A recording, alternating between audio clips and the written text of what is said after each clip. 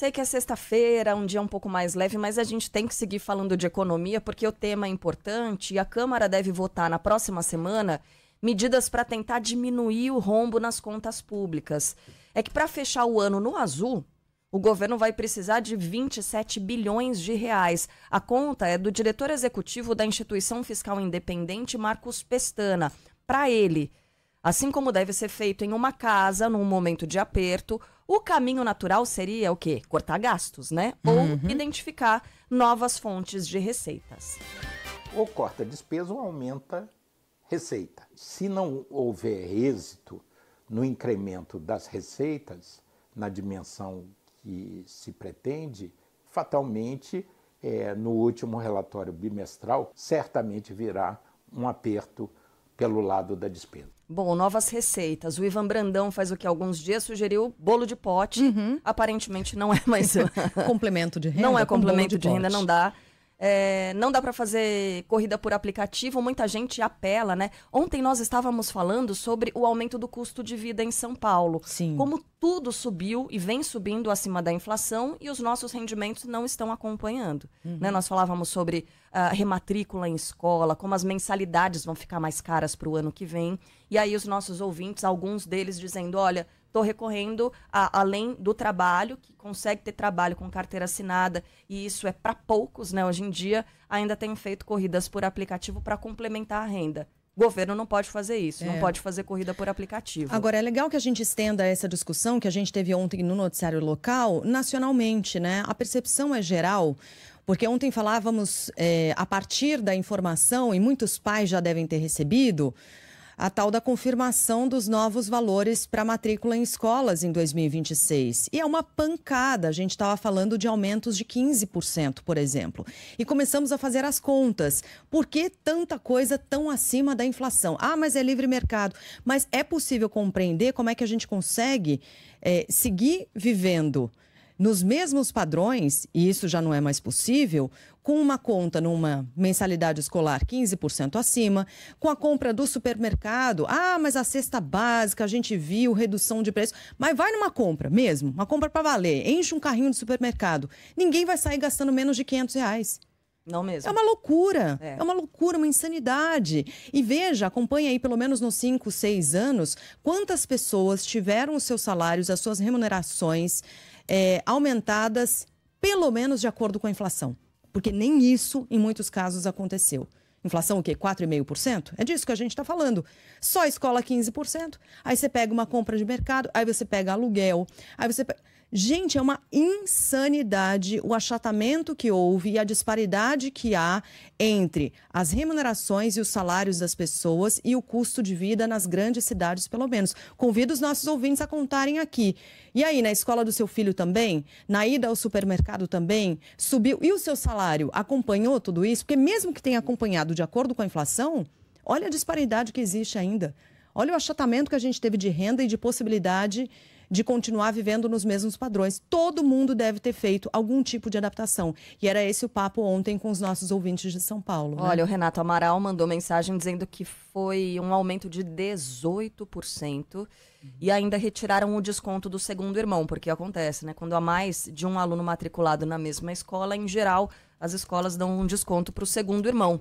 Não está acontecendo mais no colégio aqui dos filhos do Renato, que é o nosso ouvinte de São Paulo também. Muitos ouvintes de São Paulo escrevendo, mas há ouvintes do Rio de Janeiro também falando sobre aumento de mensalidade. Salvador e região metropolitana, custo de vida altíssimo. Mandou a Maria José pra gente. Enfim, a gente vai seguir com esse tema, né, por aqui também, porque a gente tem que fazer adaptação nas nossas vidas para conseguir manter as contas no azul. Olha, tem gente falando assim, Sheila, você está fora da realidade, R$500 um carrinho de compras, onde? Ontem a gente recebeu mensagens das pessoas que recebem R$3.000 por mês. Então é preciso saber... Não, mas aí eu acho que talvez a pessoa esteja fazendo cálculo de R$500 para mais. Isso, R$500 para mais. Uma tá falando família assim, para R$1.000 um carrinho. Isso.